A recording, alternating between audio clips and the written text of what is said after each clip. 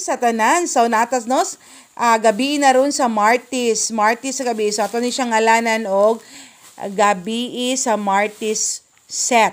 Gabi sa Martis set. So nakay pinakas nga bangsi, no? Pinakas nga bangsi, dayon na ay pinakas nga danggit.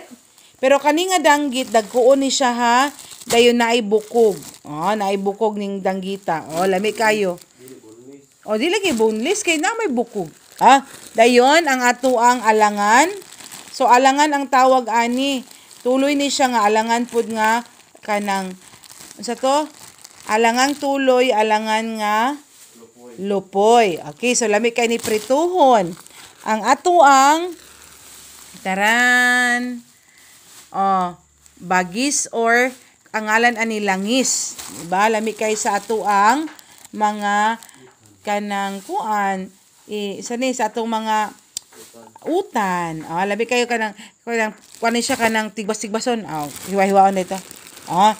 Dayon kani ang mahiwagan natong kanang mahiwagang GG or galunggong nga bulad lami kay ni siya. Okay, unuron kayo.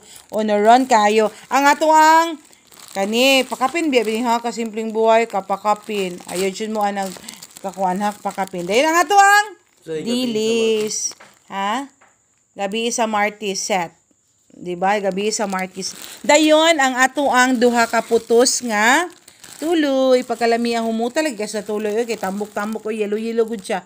So mo na siya ang ato ang gabi sa Martis set.